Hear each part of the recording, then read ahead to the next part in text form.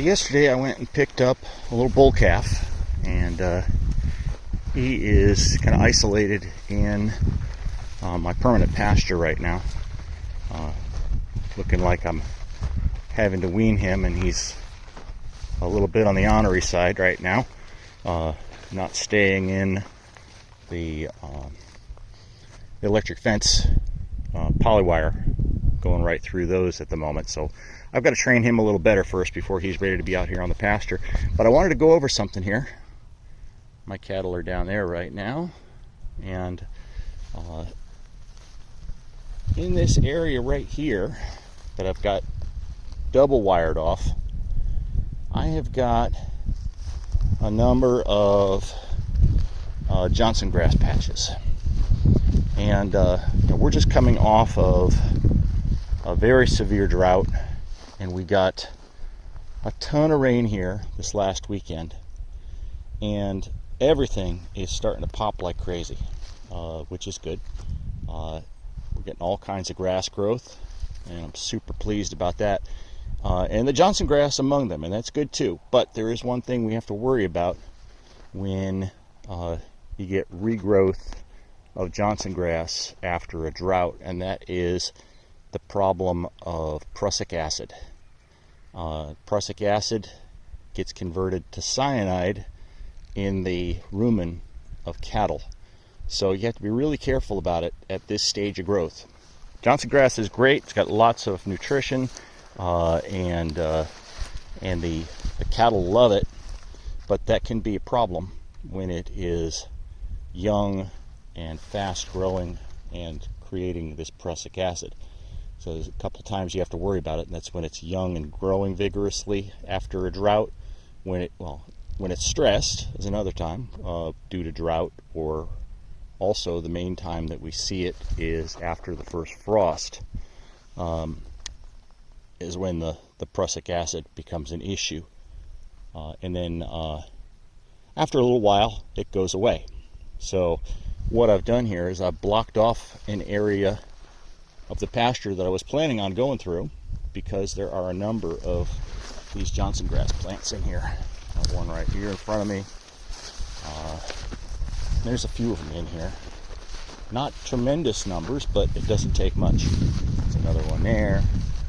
There's another patch over here of a number of plants. And, if they got into one, it probably wouldn't be such a big deal. But if they took down all of these little patches, which they would if I let them in here,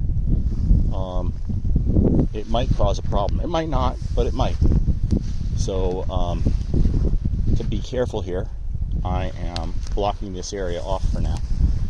Fortunately, it's not that big an area. I don't know, it's maybe a half an acre, quarter acre I've got blocked off here.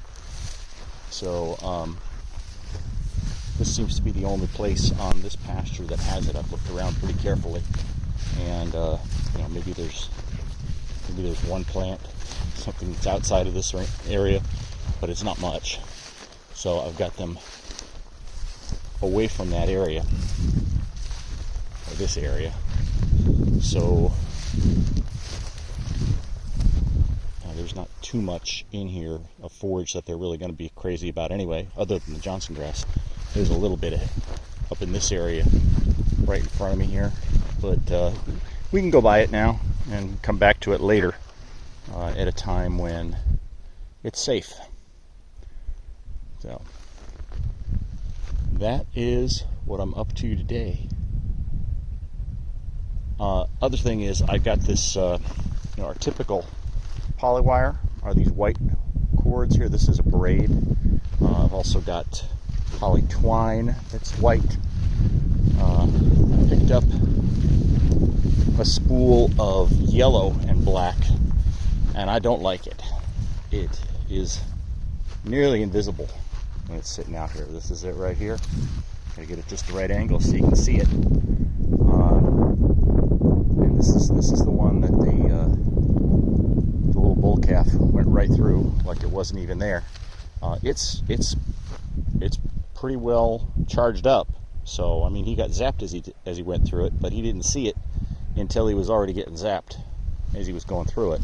So I think I'm going to retire this pretty quickly. But just a word to the wise, yellow doesn't work so well. The white works much better. They see it a lot better. This is another one here that's white.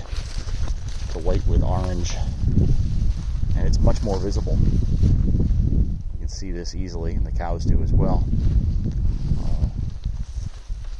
They see it and they respect it. The ones that have had here for a little while, they're not going through it. They evidently see it well enough, and they're a little more cautious about where they're going, because they know I only give them a small section a day. So they're looking out for where they have the ability to go. So the section I'm standing in here right now is what I'm going to give them tomorrow. And again, this is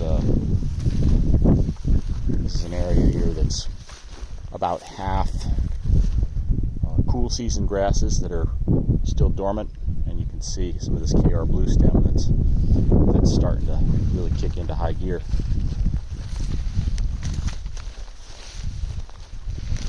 Grow like crazy. So this is what I really want to get them to.